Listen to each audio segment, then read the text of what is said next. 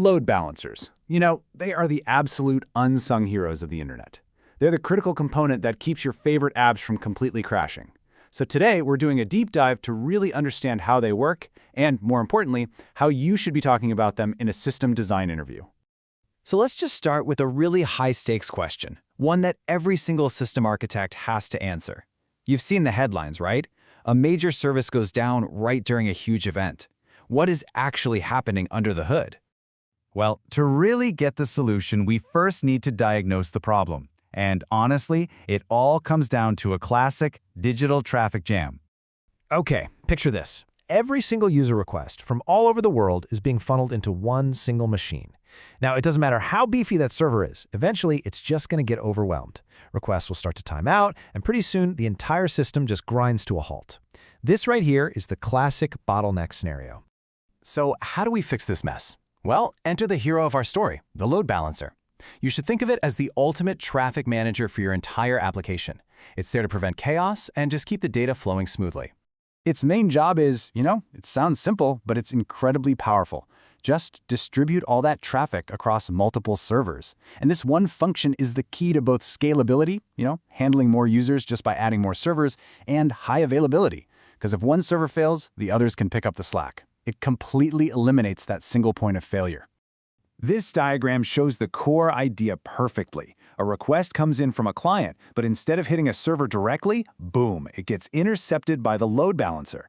This thing then acts like a traffic controller on a huge multi-lane highway, sending that request to the best, most appropriate backend server. Okay, so here's the crucial point. A load balancer doesn't just randomly spray traffic everywhere. No, it makes really intelligent decisions based on specific rules and strategies. And this is where we get into some pretty fascinating distinctions. This brings us to a really critical trade-off.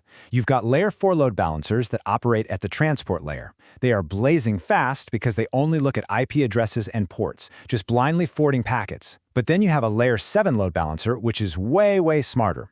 It works at the application layer, which means it can actually inspect the content of the request. So for example, it could see a request going to /API/video and route it to your special video processing servers, while routing /API/chat requests to your chat servers. You're basically trading a little bit of speed for a whole lot of intelligence. Let's start with the simplest algorithm of them all, round robin. And it's exactly what it sounds like. The first request goes to server A, the second to server B, the third to server C, and then it just loops right back around to A. Super simple, totally predictable, and really easy to implement. But this simplicity hides a really critical flaw. Round robin has absolutely no idea if server A is just handling a tiny little request, while server B is struggling with a massive video upload. It just keeps sending traffic blindly, which, as you can imagine, leads to a really uneven distribution of work. Think of it as your baseline. But honestly, it's rarely the best choice for dynamic real-world situations. And that brings us to a much, much smarter approach, the least connections algorithm. Now at this, the load balancer isn't just following some static list. Nope, it is actively monitoring the number of open connections to every single server. So the next incoming request isn't going to that already busy server B. It gets routed directly to server C, which as you can see, has the most available capacity. This ensures a much more balanced and way more efficient distribution of the actual workload. And of course, there are even more sophisticated options. You've got IP hash, which uses the client's IP address to make sure they're always sent to the same server, which is crucial for things like, say, an online shopping cart. Then there's weighted round robin, which lets you basically tell the load balancer, hey, this server over here is twice as powerful as the others, so go ahead and send it twice the traffic. But look, intelligent routing isn't enough. It's completely useless if you're sending traffic to servers that are offline or just plain broken. This is where health checks and building for resilience become absolutely critical. A key feature of any modern load balancer is the health check. It's constantly pinging its back-end servers, asking a very simple question. Hey, are you alive and are you ready to work? In a perfectly healthy system, all the servers respond with a nice green check mark. But what happens when a server fails? And trust me, it will fail. Maybe it crashed, maybe a deployment went bad.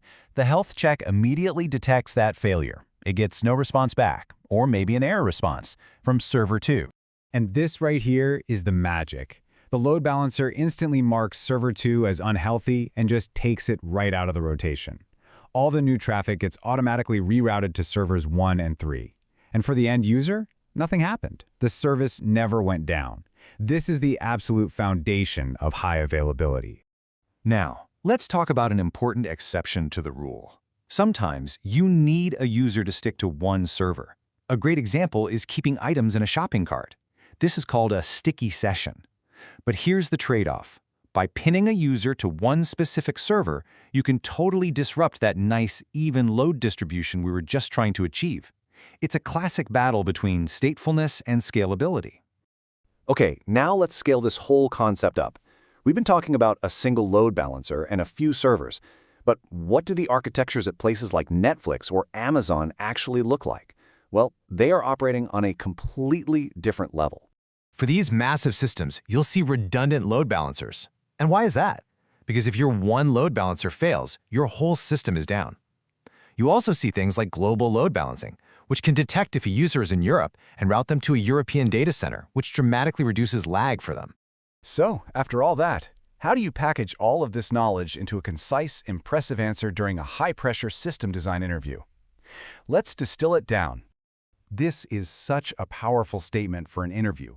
In just a couple of sentences, it shows you understand scalability through horizontal scaling, reliability through health checks, and the critical role of the load balancer as the system's front door.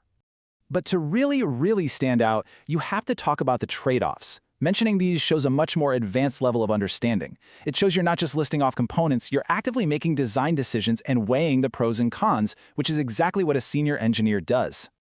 And that's our deep dive. The load balancer is the absolute backbone of any scalable, resilient system.